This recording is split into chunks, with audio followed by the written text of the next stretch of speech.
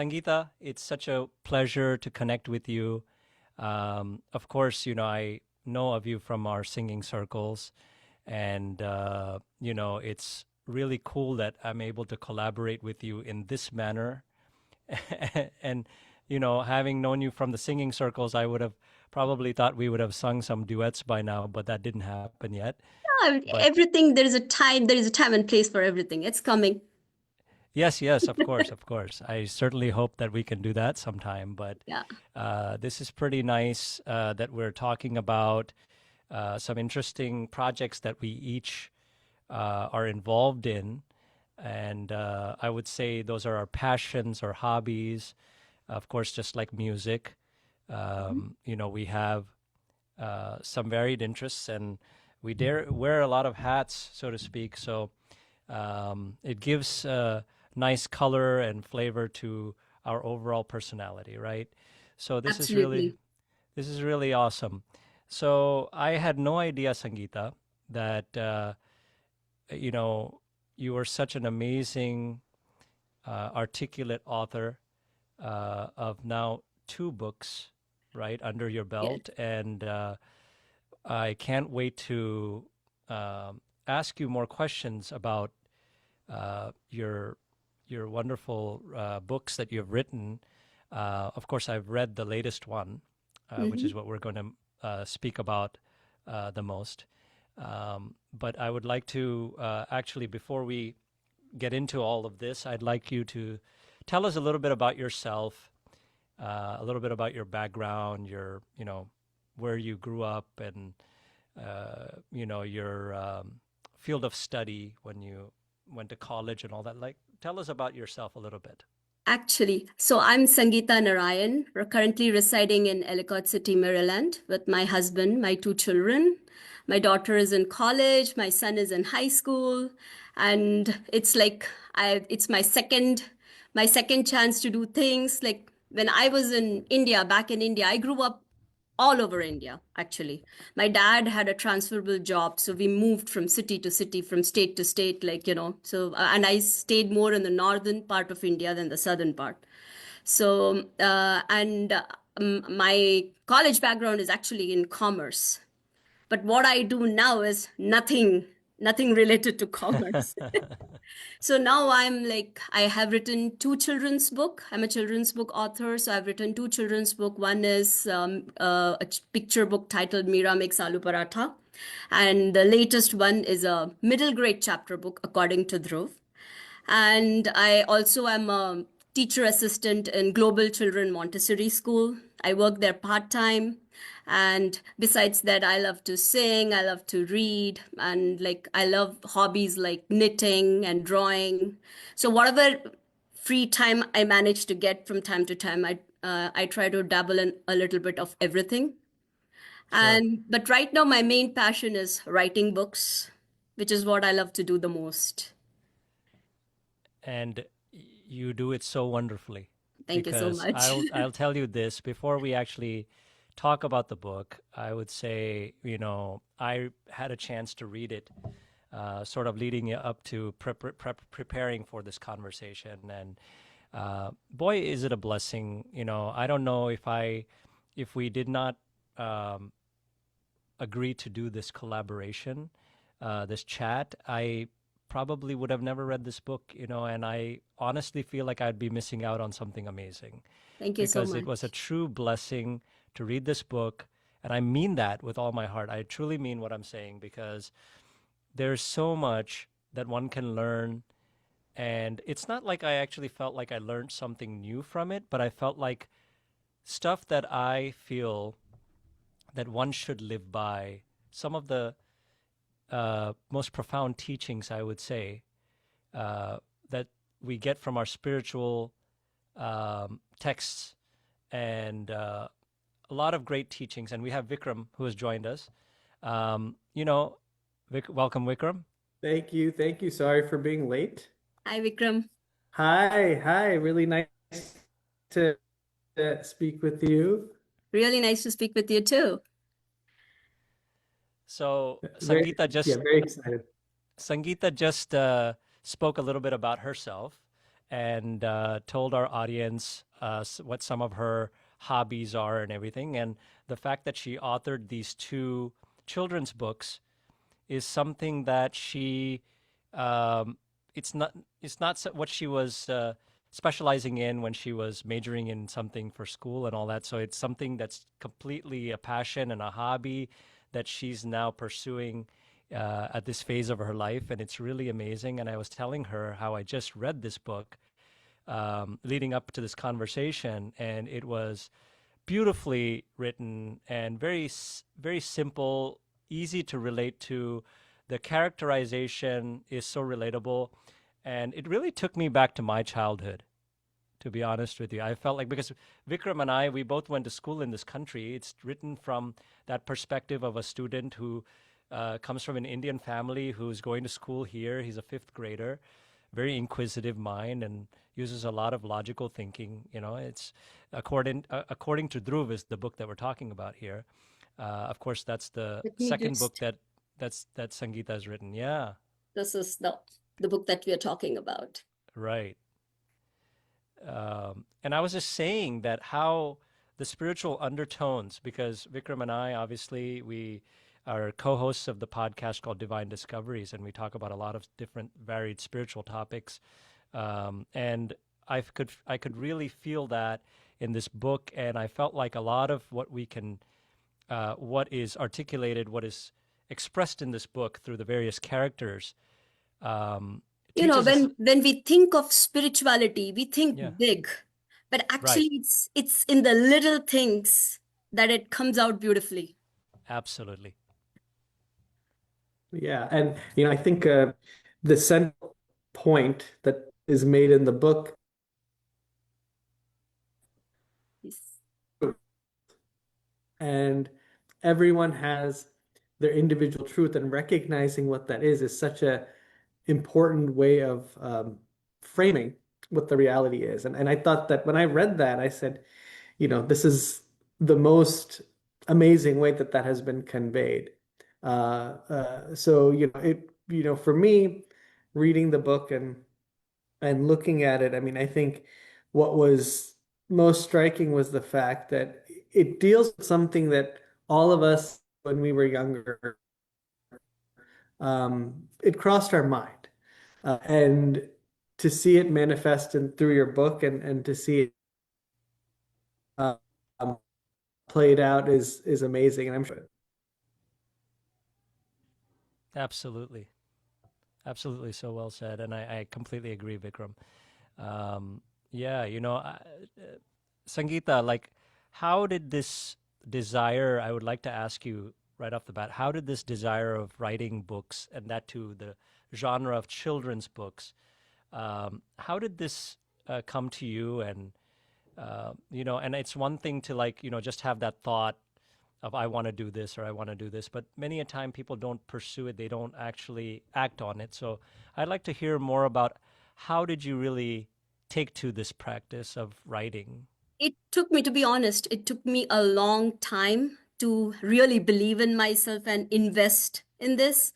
See, the thing is, like, I started telling stories when my daughter was like 2, 3 years old. I used to make up these stories while I was feeding her or while I was, like, playing with her. So I used to make up all these stories, and I used to see that she was fascinated. Like, she would just be sitting there and quietly listening to the story and eating whatever I was giving her, and so that's when the thought occurred, oh, like, probably I'd be good at something like this. But life takes over, and then something or the other, I was trying different various things, and like this kind of took a back seat. And then I actually, online, I met Aditi Vardhan Singh, who's also my editor, my book coach now. And I saw her, like, I saw how she was publishing books, specifically children's books. And that that generated the interest again. So that's when I started taking myself seriously. I started talking with her, and she started encouraging me, like, this is something worth. And we started discussing story ideas, and that's how it took off. And by then, I had already written Meera Makes Aloo Paratha, the story format. It was, I mean, if you see it, it's in a picture book format now. But when it originally it was written, it was just a short story. Hmm. But the story idea, and then I like I hired Aditi Vardhan Singh. She became my book coach, and we went over it. We like she completely transformed it. She made a story, a short story, into a picture book, and like with over so many days, so many months of editing back and forth. Like she would send me some notes, and then I would make the changes. Then I'll send it back. She'll send me some more notes. I'll make some more changes. So that's how Mira. And then we had to go to the illustrator, which was Noor Al Shalabi, and she lives in Jordan. We have never met her in person, so it was all Hmm. done online over the computer, like text messages, email messages. But it was a very very cool process. So this is that book. Mira makes aloo paratha. It's a picture book, a South Looks Asian cuisine. delicious. Yeah.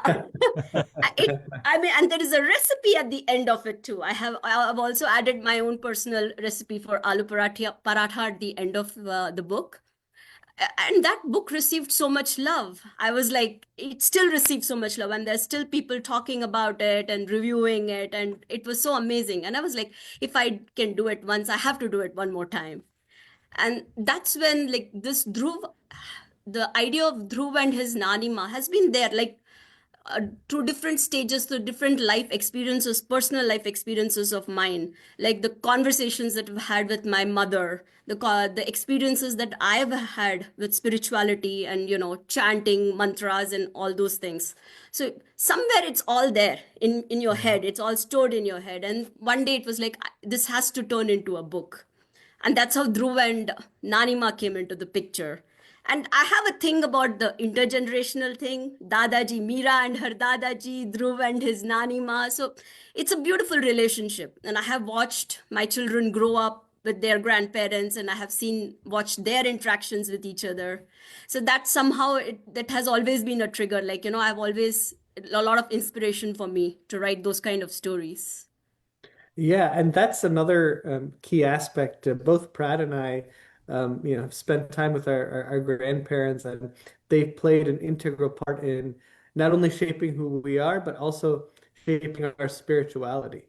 I mean, for me personally, my spirituality comes from the fact that my grandparents exposed me to it.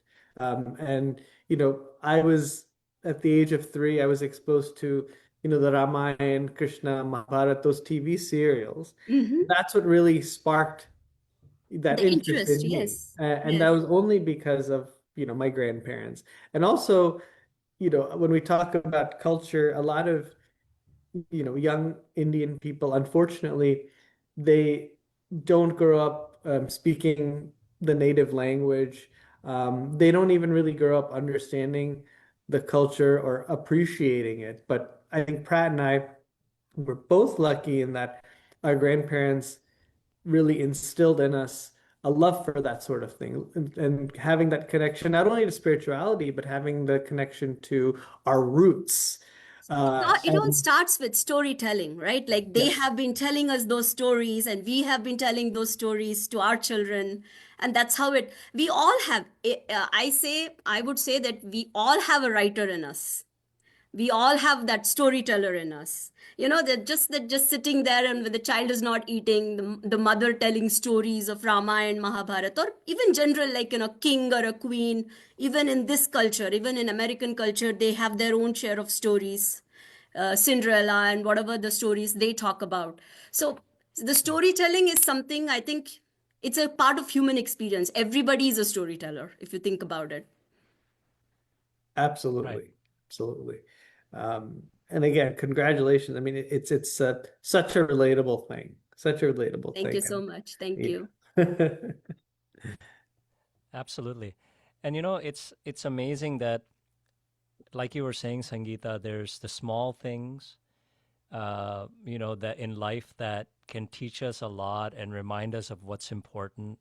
And what I really picked up on through this character of Dhruv and his interactions with his family members and his schoolmates, and all of this was like, some of these things are like, really how we should sort of shape our lives around these characteristics, which is like, be inquisitive, ask good questions, don't shy away from that, And hopefully you have somebody like Dhruv did to give you very good answers that are that may not make sense right away, but then I think at some point it will strike you that wow, what they said totally made sense. And then also like seeing good in people, right? Mm-hmm. And being able to actually even tell somebody who may not be your favorite person that you appreciate their talent. You Mm-hmm. recognize that talent and you actually go and tell them about it. I don't want to really give too much about the story I, away, but there are certain things about, um, you know, I picked up on a lot of these things and I really felt like, wow, this is something that spiritual spiritual texts and especially like the Bhagavad Gita and what we learn through like say Lord Ram's avatar or something like that, how an ideal human should be, right? That's a larger than life character. And we often can only read about that in books or see the series or something. But we all need to sort of imbibe these qualities. And it's all possible for us. It's possible for us. it is, and as you said, it is in the little things, like things Yeah, like there is even a part like when I would just say this part where Dhruv asks his Narima, how come you never get angry? How come right, like when and then Nanima says, no, because I know that I need to reserve my anger for the right things. I cannot get angry over everything. It's the little things. And these are the things that you learn from your grandparents, observing your parents, your grandparents, uncles, aunts. And these are the conversations that every parent needs to be having with their children too, because right. children, they are like observing us all the time, they are watching us all the time. So in the way we behave is when, like, at times, like when I'm driving my car and I get frustrated, and I know my son is sitting in the back, sometimes it just, you just get angry, and he's like, why are you getting so angry? And that's when no, you know what, I have to like watch what I say, watch how I behave, because they're Right. constantly observing. So those are the things that I have tried to put, the little things that I have tried to put in the book wherever I can. Yeah, that's really wonderful. It's really wonderful. You know, I actually felt like And not only from the school sense, but I also felt like I went back in time because I also had a younger sister who I often found annoying. And in this book, Dhruv has that sister character, and now I can see that dynamic with my son and my daughter. Yes. They both Oh, are the sibling quarreling. part, the sibling part, I Yeah, bet everybody will go back to their childhood. I went back to my childhood when I was writing that. right, exactly.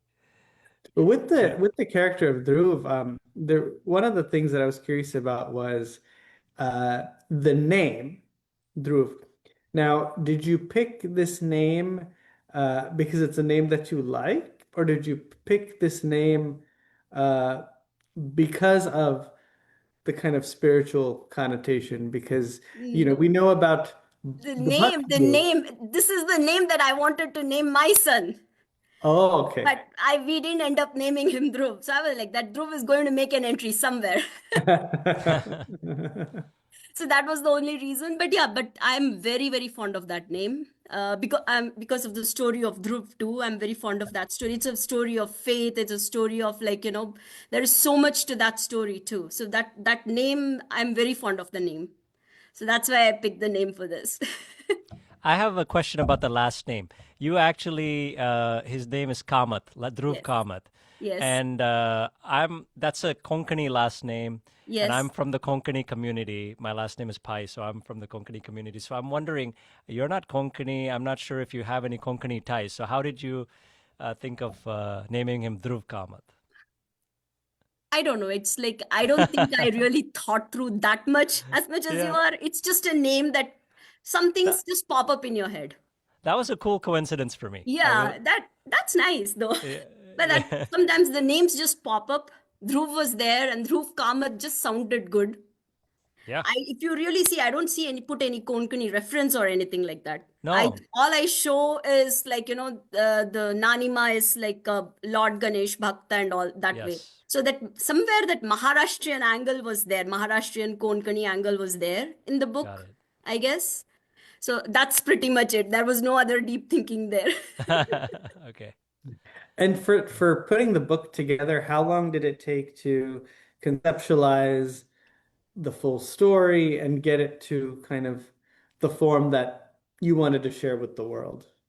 So the idea, the book was written, the original draft, it took about pretty much a year, 1 year of writing, lot of writing, rewriting, doubting, self-doubting, and then erasing, then rewriting again. So I went through a lot. And there was one phase, like, halfway through the book. Now I don't plan too much. I let the story take me where it takes me. And this is a longer book than I have ever written. So I was going with it. I was going with the flow. At one point, I just got stuck. And I was like, I didn't know where to take it. I didn't know how to proceed further. So there were some interesting writing exercises I did with it. Like I had read somewhere that have the characters talk to each other, or you have a conversation with your characters. So I started writing my conversation, pretending that I'm talking to Nanima, I'm talking to Dhruv. Hmm. And it kind of took off. Like, that really helped, because it suddenly I was writing where I was like terribly writer, that there was a terrible writer block phase. Like I just didn't know where the story was going. And then I started, having all those conversations and chats with the characters. That was a fun part of the book. And that kind of took off. And then suddenly the idea in the middle of the night is when usually you get hit with all these ideas. I'm like, oh, now I know where this is going. So, I mean, it took more than a year to just get the first draft done, rough draft done. And then I put it away, forgot about it for a couple of years. And then I again brought this after. And meanwhile, I was working on Meera Makes Aloo Paratha and all that was going on. So then I was like, okay, now I need to go back. And then I again approached my editor, Aditi Vardhan Singh. And then the same process. It took us about maybe 4 5 months to edit, re-edit, a lot of back and forth going on between. And the cover was also designed by her. Aditi designed the cover. Oh, So wow. I mean, like when I got that cover, I was like, this is exactly what I had in my head. It's, Unbelievable. I don't know how somehow she connected with it. Mhm. Yeah. So this was something that you actually thought of before the other book. Yeah, this book was Okay, already written before. okay, okay, Yeah, okay. it was already Ah, written. It was in a computer, in my file, in a Google yeah. Doc, stored away. And then I again revisited, and again we went over it again. So usually the writing, all of this, it is a process. I mean, there's Oh, a yeah. first draft, then there is a redraft, and there is a more draft. So there's at least 10 drafts before you feel like, and even then you're like, I'm not sure if it's ready. But at some stage, you have to just say, okay, you know what? That's it. I can't do this anymore. I can't see the story anymore. And you just Yep. Put it out there send at it this out. point. Send it Yep. out. Yes. Yeah. I know. I'll relate this to my recent experience of releasing a bhajan that you may have heard, Sangeeta. I don't Yes. know. Yes. I did It's hear. it's a Lovely. Hindi bhajan called Do Namo Pe, and it's written on Lord Krishna and Lord Ram, and it took from the point that I of conception till it released 14 months. And if I had more time, or the music producer had more time, or we were able to connect up more frequently, then I think it could have been a lot sooner. But these things take time, and I think it's just one of those things. Because There's a it's time set for almost that. like they are your child. It's your child. Exactly. You're presenting your child to the world, and you Right. want them to be in the best format possible. Best format. And there were so many times I had to re-record, and it's just so I understand what you mean by having to go through so many different drafts, and take having the writer's block and all that stuff, and it must have been like another thing I would do want to ask you is about the actual process of releasing it, right? It's one thing of you writing something and only you and the editor or whoever is in this team that, Hmm. okay, this is something we're planning to release, but you're in that process of actually putting it all together and refining it and revising it and getting it finalized and everything. But then that feeling of, you know, you know who your publishing house is going to be and everything, and you work all those things out, right? but then now you're actually releasing it to the world. What was that feeling like for you? I can't imagine. It had to be surreal, right? Like, Scary. It still is scary. I'm like, still, it's out there, and I'm still scared that somebody's going to read and not going to like it. But mm, on some level, like, you have to tell yourself that not everybody is going to like it. right, It's simply not possible for everyone. So you have to be a bit more accepting of that it's okay if they don't like it. Like, the whole concept of the book itself is that everybody has their own belief system, correct. and we have to go with it. We may not agree with them, they may not agree with you, and that's fine. As long as we are being respectful about it with each other. You don't like it, I'm okay with that. And if there are for every 10 person who doesn't like it, there might be 10 people who love it. So I would rather focus on those. So this Yes. book was meant for those set of people who but it is scary. Like, even the day it was released, and like every time I hit a submit button, I go Jai Shri Ram. That's my mantra now. Yeah. I Jai just Shri say Jai Ram. Shri Ram, Jai Hanuman, and that's it. And like I just release it, and then I'm like, now it's Uh, in, it's in whoever's hands it is. Perfect. Perfect. That's the right way to think, and always dwell on the positives. That's what you're teaching us through this is don't worry about the percentage of people who may not have, you respect their opinions, but And at the same there is time, you always don't going dwell to on that. be someone who will not Yeah, like it. You right. cannot please everyone. That's right. But I And think, I think our biggest fear in these kind of situations for most of us is, what if they don't like it? mm, And in that process, we end up not doing anything, which is a big loss for us. Like, right. because we never think about what if they like it. Hmm. There will be somebody who likes it.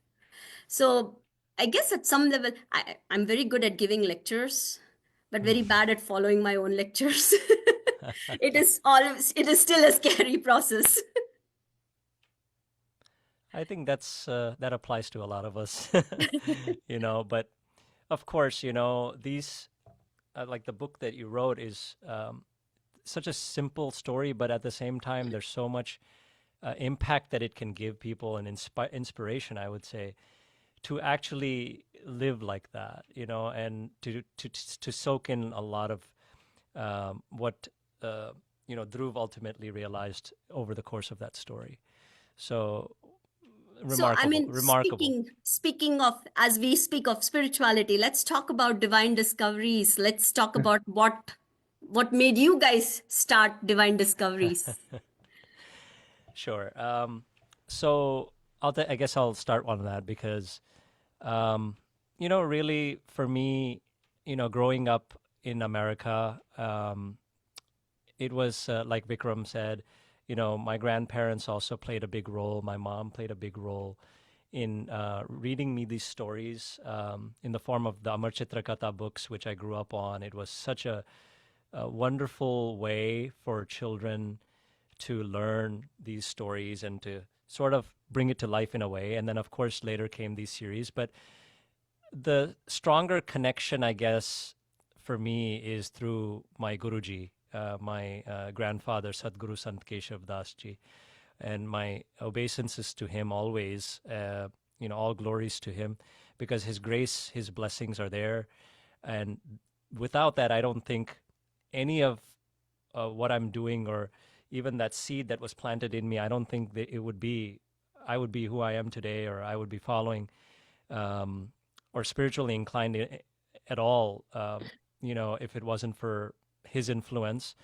And of course, it doesn't mean that just because you have somebody like that in your family that that you'll necessarily follow in those footsteps or anything like that. But I think I naturally had some attraction towards our epics and our the great stories that are there to teach us a lot. But I think growing up, you really feel like the character really looks cool to you. The things that they do, the leelas that they do, it Mm-hmm. really attracts you. Like Hanuman lifting the mountain, like it's written in your book, like that. So a lot of these things I could go back and think about. Wow, these are some of the things Arjun, being the great archer, and these big war scenes and fight scenes. That's what I used to love watching, But but later on, as I got older and I rewatched Ramayana and all that, that's when I really fell in love with the character of Bhagwan Ram. Exactly. What was he trying to teach humanity through every decision he made? And it's just unbelievable. All these things have really kind of been a great foundation for me.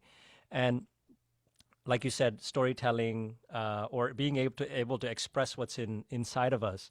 I always, after, I was involved in a lot of like Hindu things in college, Hindu Students Council, and I felt like this is something that I have a foundation in, and it's something especially that I felt like really, it was something that came to me. I kind of turned more towards spiritual seeking during the COVID period, because that's when the entire world came Everything to a came to a stop. standstill, Yes, everything real. came to a stop. And we, in our wildest dreams, wouldn't have thought that would happen, right? Yeah. And that really brought life into perspective that, hey, look, nothing is for certain, everything is temporary. And we all need to make the best of. And And what is there the has purpose to of be human life? there has to be more to this whole experience, right? There has to be Yeah, more than what we are able to see outside. exactly. Exactly.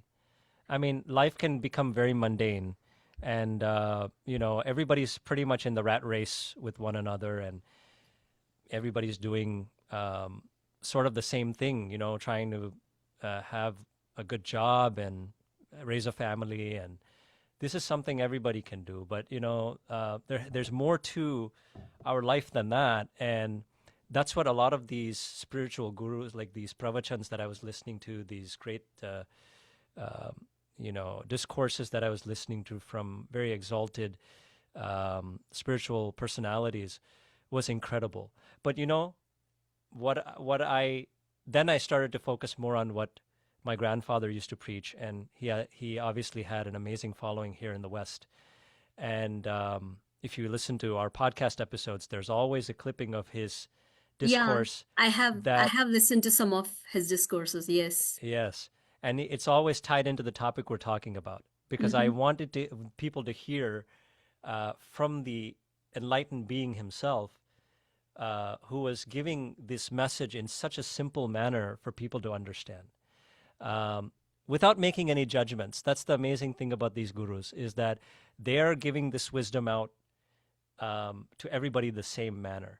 But Hmm. how one takes it in is up to them, right? Exactly. Yeah. And for me, like, it really hit home that, during the COVID period, that, life is fragile, and we're surrounded by danger at every step. But if we're able to make it through all this and weather the storm, that's only because of the grace of God. Hmm. There's a grace of a higher being. If some people don't like to use the word God, they like to say the universe or whatever it is. That's fine. There is And something higher than us. There is a power. There is some right, power running through. right.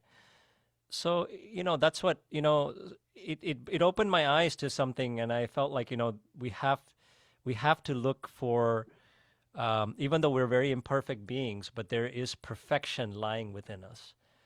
And we have to work towards that, to the point where we're grateful, we're thinking about the glory of something higher than us, and that humbles us. So we often think that, what are the tenets, like humility, compassion, right? Service to the people. How do we actually become like this? How do we somehow transform into overnight? That's not going to happen.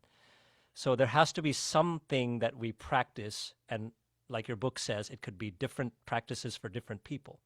It doesn't have to Hmm. be the same cookie cutter thing, but whatever whatever resonates with you, you do that. And ultimately, it's a different path towards the same mountaintop.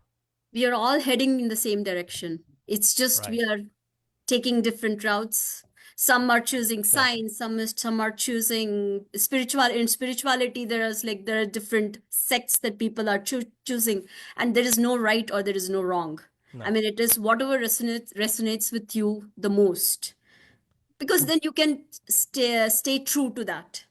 Right. Yeah, I mean, I was very excited when Pratt came to me with this idea, and I was honored that he thought me worthy to join him on this endeavor. For me, I identify as a Hindu, but I'm very much more in tune of Hinduism as opposed to maybe some of the ritual aspect of it. Because I've always believed that, the connection that one builds directly with God is what helps them face anything. And what I was hoping to do through the podcast is, there are people out there that are trying to find their spirituality, trying to understand it,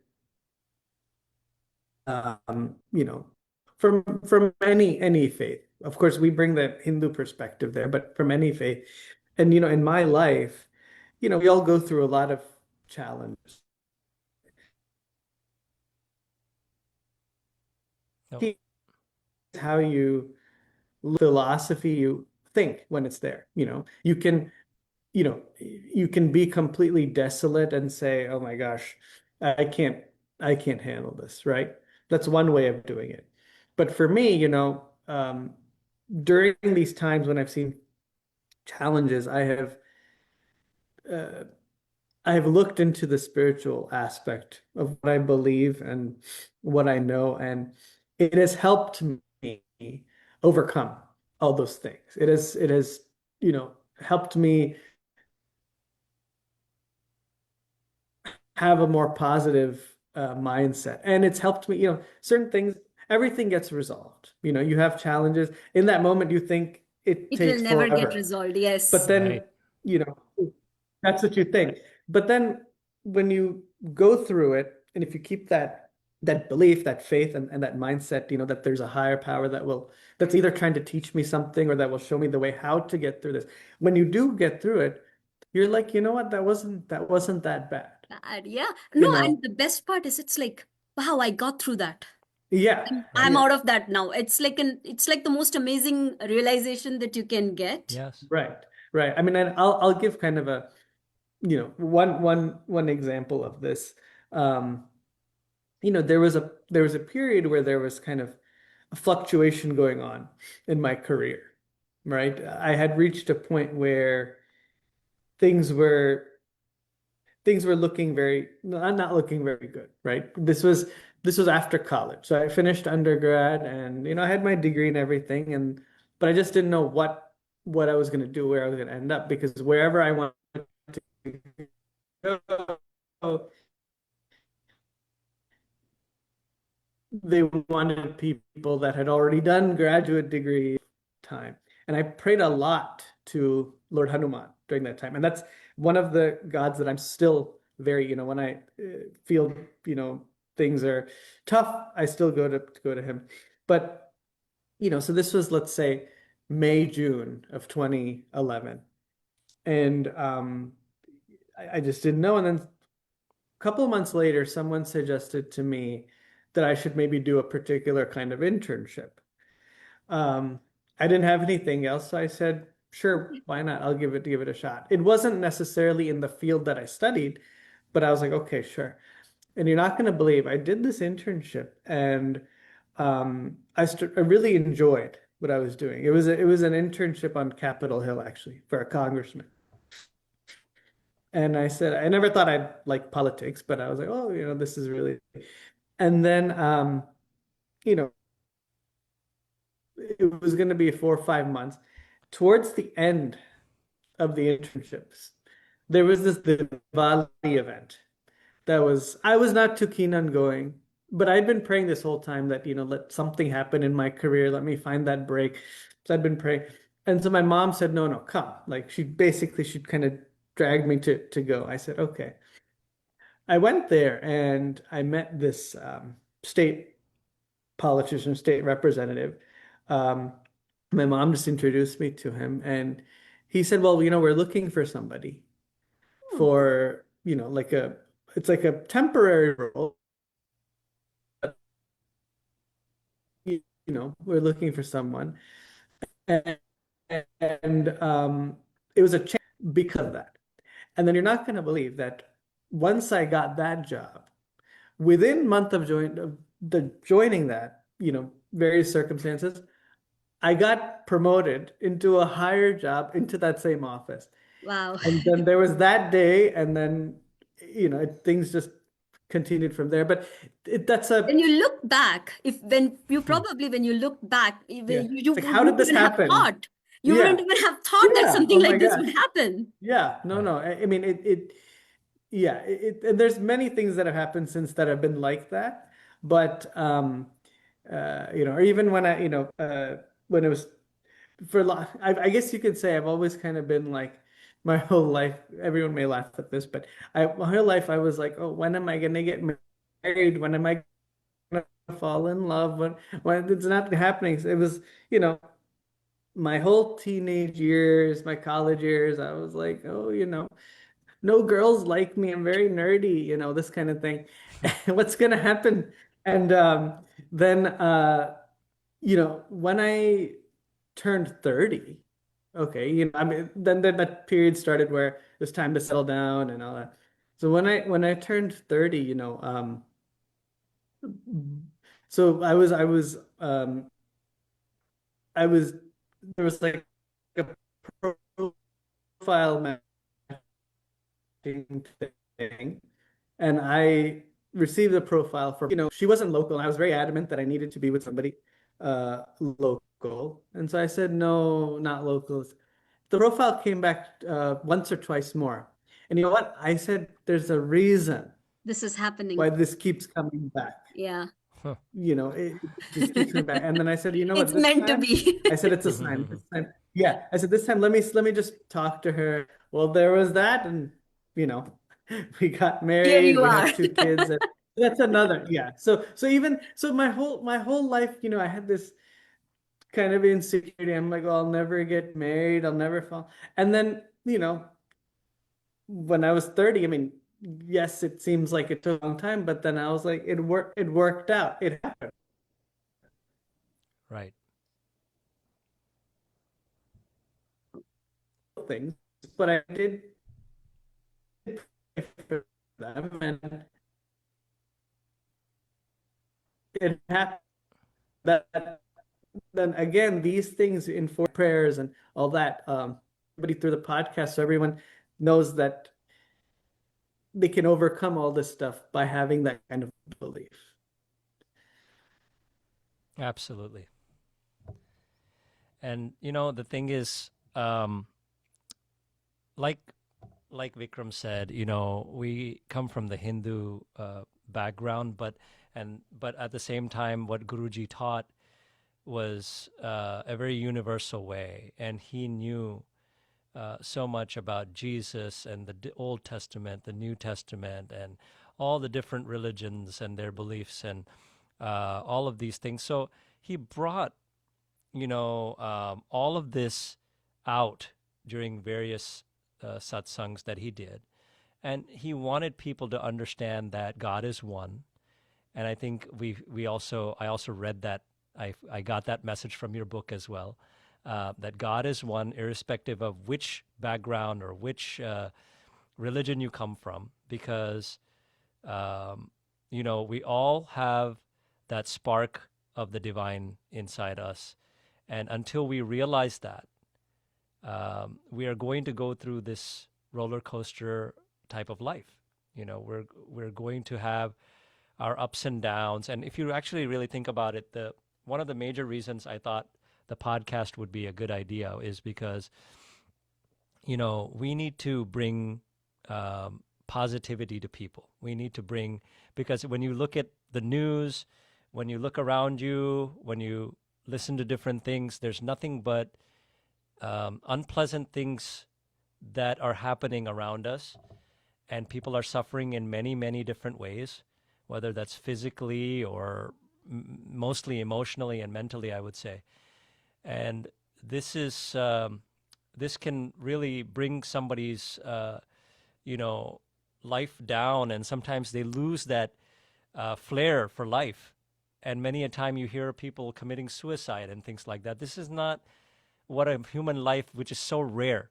Mhm. Our scriptures say that a human birth Right. is comes after 8.4 million species of beings that we've been through. Okay, and we finally attain that, and then if we continue to waste those opportunities to seek the truth or turn towards the truth, then what are we doing with this life? You know, like, we've been given this life, it's a precious opportunity. We have to understand that.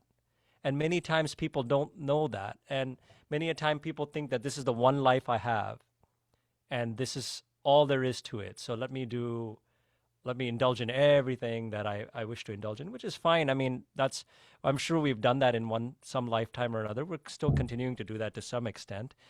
But at the same time, right when when you have that, um, when you have that inclination that there is something higher, Higher. then Yeah. you're like, okay, turning towards towards the divine. Now you're turning towards the truth.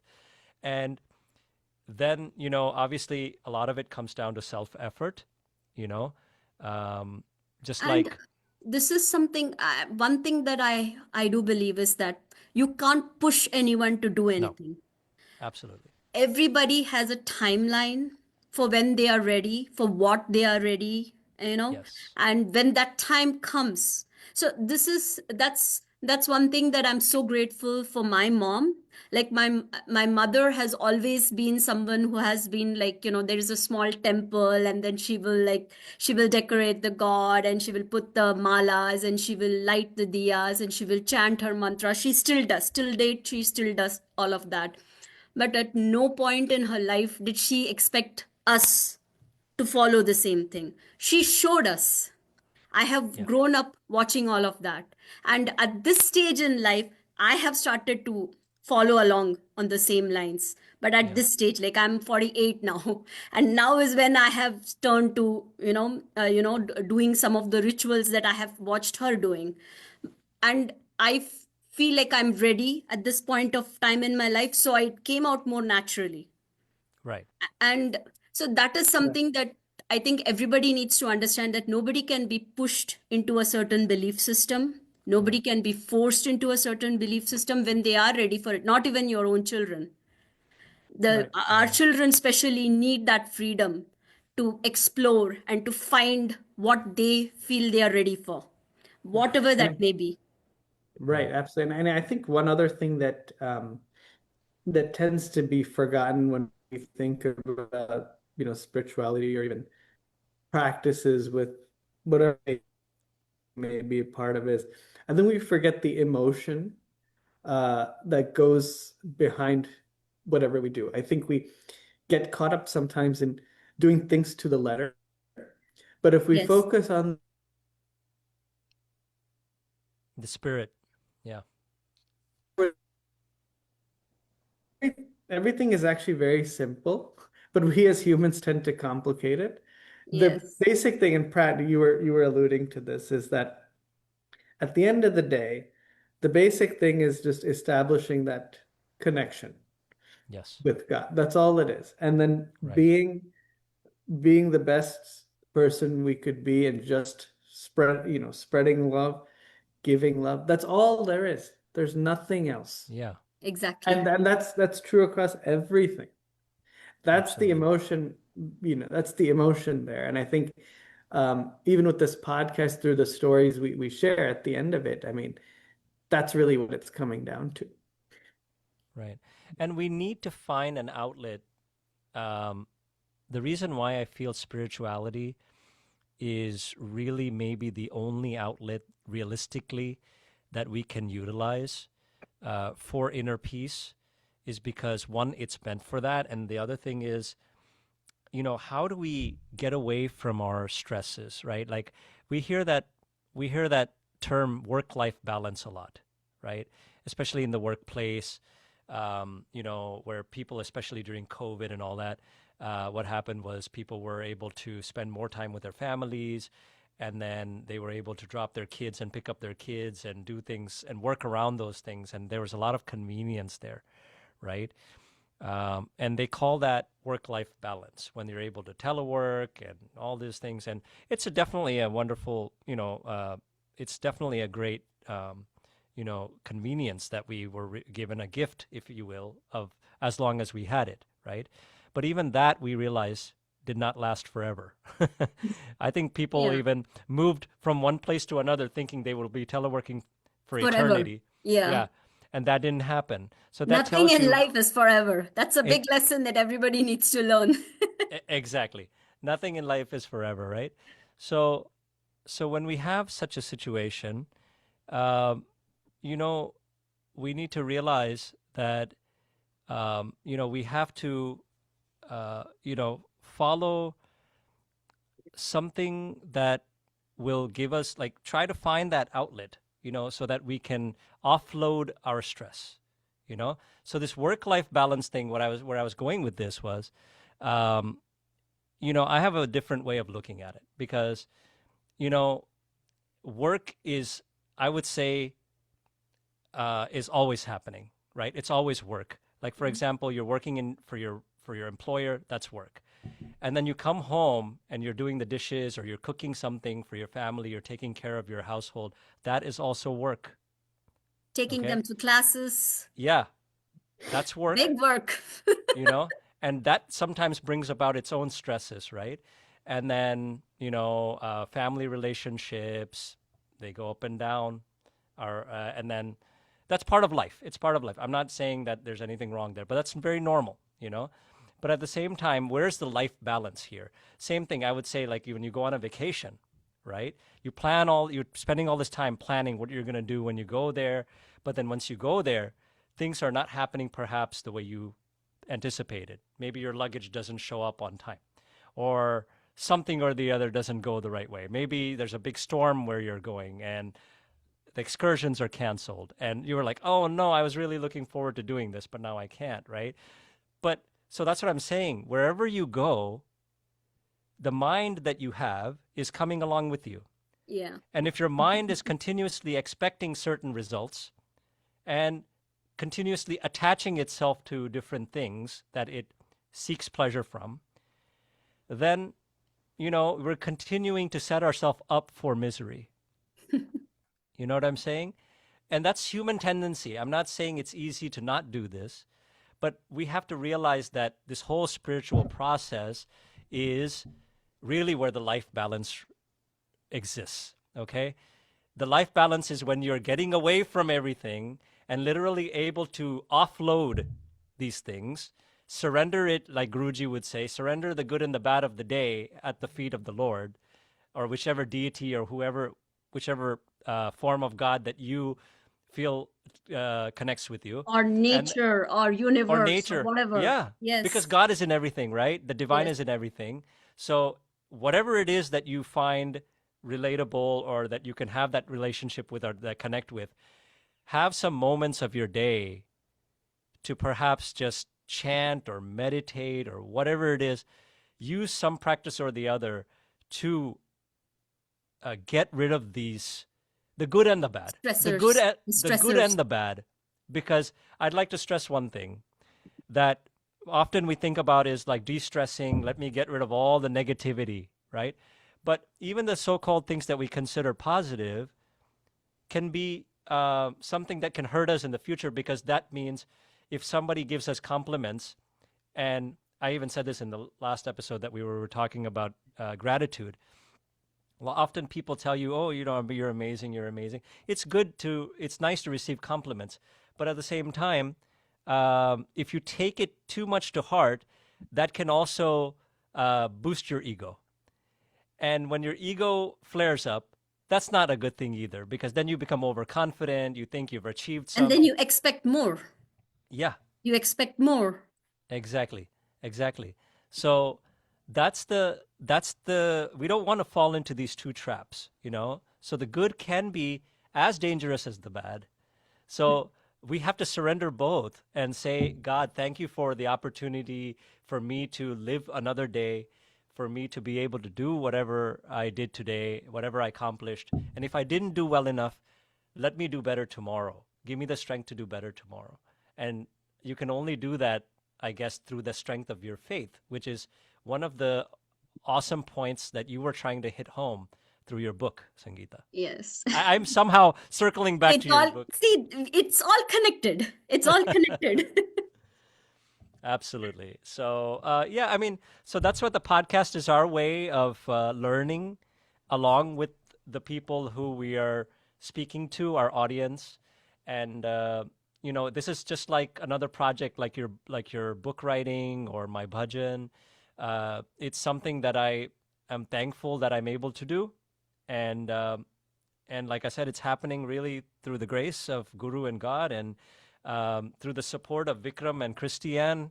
And Christiane is unfortunately not joining us today, but she's just as important a part of it as Vikram is, and that I am. So it's a team effort, and I'm really thankful that I've been able to produce this stuff. And like you said, we don't know how people are going to receive these things. So initially, when we started, we were very raw, very green. We didn't know, how this would be received or who would be listening to it, and all these things. So So it's the one thing that even I'd like to add to this is like the way I look at it is it's out there now. yeah, It's out there and it will reach the people that it is meant to reach. exactly, So that's how I look at it, whether it's my book, whether it is your podcast, whether it is your bhajan. Like yeah, just when a person needs it the most, it will reach them, is what I believe. So absolutely, it's just a cool feeling that it's out there forever. yeah, And like we always get into the daily things, like in my case, like I'm worried about, oh, will it sell well, will people buy it, or will people will like it, will it get enough reviews? That is the practical aspect of it. But when I step out of that, when I step into the spirituality of this whole experience, uh, that's when I realize like it's out there. It will right, go to the person it is meant to go, and right, when they receive it, and whoever is ready to receive it will receive it well. absolutely, absolutely. And I'm very thankful because of course we can. I don't want to make a big deal about the numbers, but I am thankful and quite surprised, actually. I would say, like, pleasantly surprised sometimes to see certain locations in the world showing up where, like, somebody has listened to this. And I don't know anybody from that country, you know? I don't know anybody. And I would have never even dreamt that it would be heard by somebody there. But some people are stumbling upon it, which is the blessing, and I hope in whatever manner, humbly, I say this, that I hope in whatever manner that whatever we have put into this, I hope people are getting something out of it. And if it even changes something in them towards the positive and towards the truth seeking, I think it's all worth it. It's all worthwhile at that point for us, and I'm sure hopefully that's happening. So, And and it will continue to happen. Like, see, that is the thing. yeah, This is a forever thing. It's out there. and we're learning so much from it ourselves, so it's mutual. We're helping hopefully somebody else to learn something, and in the process of preparing for it, we're learning so You're much. also learning. Yes. So that's the important part. Yes. So on that note, Sangeeta, I'd like to thank you for your time and also, approaching me to do this collaboration chat. It was very fruitful, very wonderful experience for me. And it's interesting, Vikram, that I know Sangeeta from my singing circles. I don't know her Wow. as well as I know you. But this is the longest I've ever had a conversation with Sangeeta, Yeah. and this is in the form where it's actually being heard by everybody. Yeah. It's quite surprising.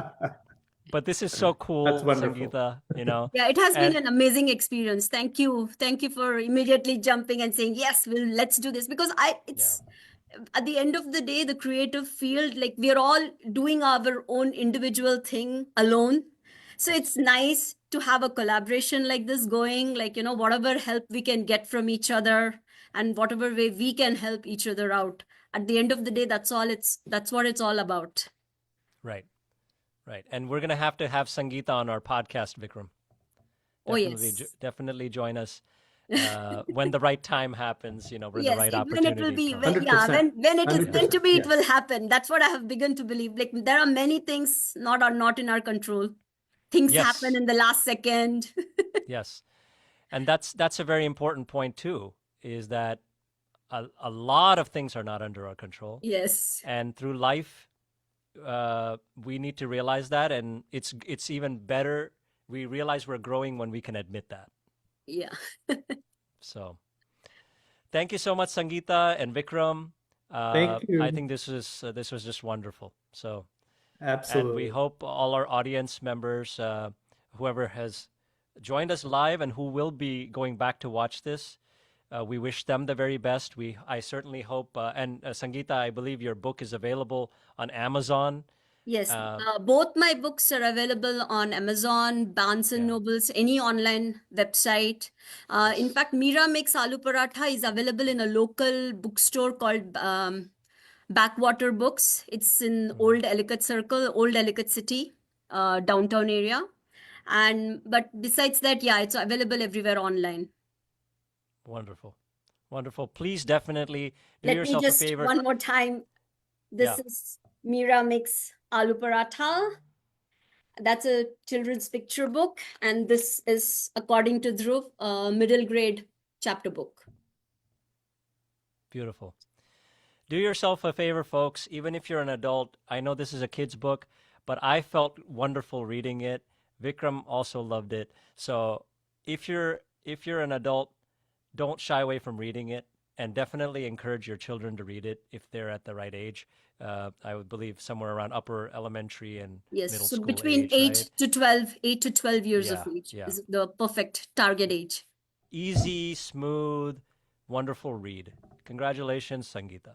Thank you so And much. for those of you who are new to the Divine Discoveries podcast, that's available to hear on just about every streaming platform: YouTube, Spotify, Apple Podcasts, Apple Music, iHeartRadio, just to name the most popular ones in America. But really, it's available on a lot of other platforms as well.